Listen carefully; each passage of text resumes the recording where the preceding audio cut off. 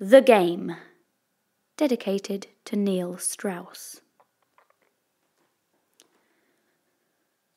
Once upon a time, in a land far, far away, a land that was similar to this one in every way except that it was fictional, which means that this isn't a true story and it didn't really happen, there lived a woman and a man. Their names were Rachel and Lars, and they were both systems analysts. They were highly trained in managing projects, resources, risk, and change. They had been together for 56 days and 7 hours, and they were going through a spot of relationship trouble. In their lunch hour, they went to a restaurant to discuss what to do about it. "Well," asked Lars, "what shall we do about it?" "Let's give it 8 weeks, then reevaluate," suggested Rachel, puncturing her pork with a swift stabbing motion. 8 weeks, said Lars, toying meekly with his bean sprouts. 8 weeks sounds reasonable. They both took 1.5 gulps of sparkling water and then exhaled. "It might get worse before it gets better," Rachel predicted. "The first 4 weeks will probably be the most difficult." Lars agreed, but hoped that Rachel wasn't already trying to be leader of the operation. Just in case, he added, "Maximum cooperation from us both will be paramount to our success." Rachel hated it when Lars stated the obvious. As she lifted the sparkling water to her lips in order to maintain an air of normality, she used the opportunity behind the glass to indulge in a flash of disgust. "Right then," said Lars, swallowing more than 10 bean sprouts at once to show that the deal was more than sealed and that he was more than happy about it. So that was that. They would give their relationship 8 more weeks and then reevaluate. They finished their lunch, exchanging more words with the waiter than with each other, and then, picking up their briefcases, they left the restaurant. Lars was thinking about managing resources, and Rachel was thinking about managing the waiter. Now, at the start of the relationship, Lars had used an extremely special technique to win Rachel's heart. He had not used his systems analyst techniques, even though everyone knows that systems analysts excel in extremely special techniques, including all 4 areas needed for a long, healthy business life, those being analytical, technical, managerial, and interpersonal skills. Unfortunately, such skills were not very helpful in attracting women, which Lars had already discovered the painful way. But just before he met Rachel, Lars had read a very instructive book on the art of attracting women. In particular, it seemed, women who were systems analysts. The book was called The Game, written by a man called Neil Strauss. In The Game, Strauss explains in colourful detail how by adopting a few simple rules, he transformed his life from being a man who had no luck at all with the ladies to a man who had more luck than was quite honestly his fair share. The jacket of the book not only contains a testimonial that everything inside it is absolutely true, it also shows a picture of just how unattractive Neil Strauss actually is, and so it proves that even people like Lars can hope for an element of success. Lars found the book absolutely brilliant. In fact, he thought that all men should make time to read it, because it shows you how insulting women 23% of the time will make them 72 times more likely to get off with you, and that by simply ignoring their breasts, they'll want to peel off their bras within the first 16 minutes.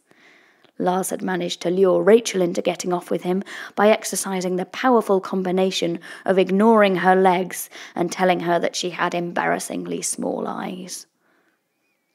In fact, Lars's technique of ignoring insulting Rachel seemed to work so successfully that Rachel moved into his apartment after only 3 hours. Unfortunately, there was one slight problem with using the game.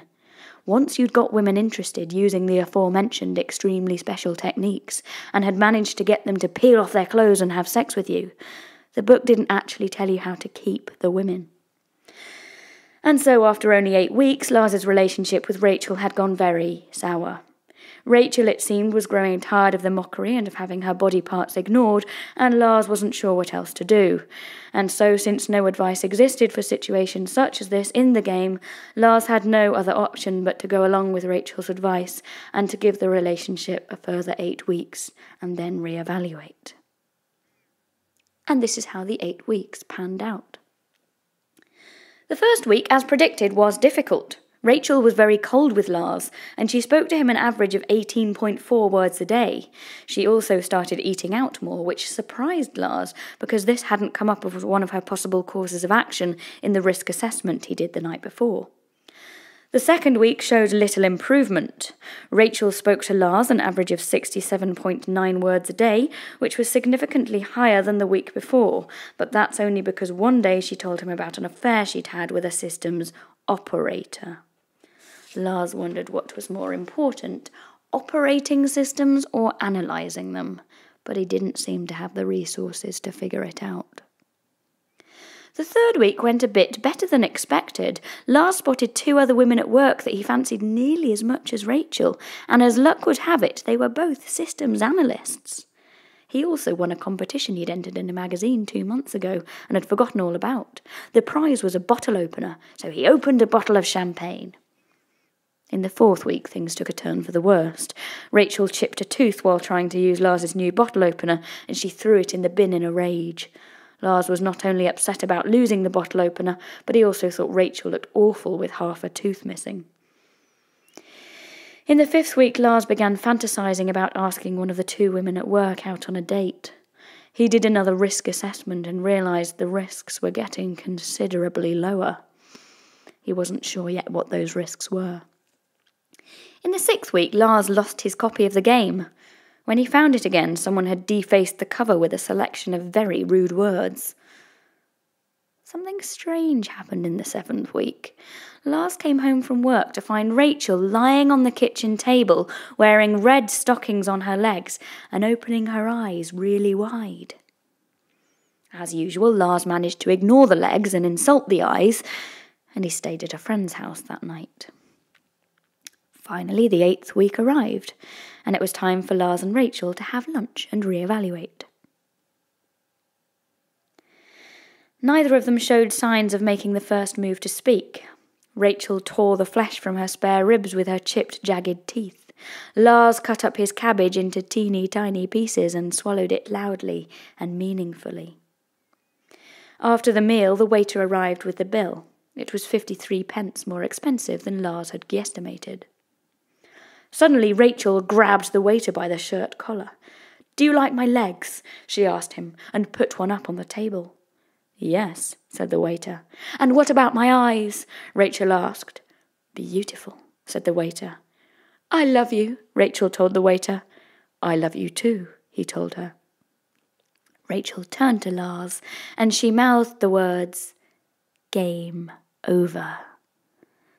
And so, full of cabbage and regret, Lars left Rachel and the waiter to gaze longingly into each other's eyes in the corner of the restaurant, happily ever after.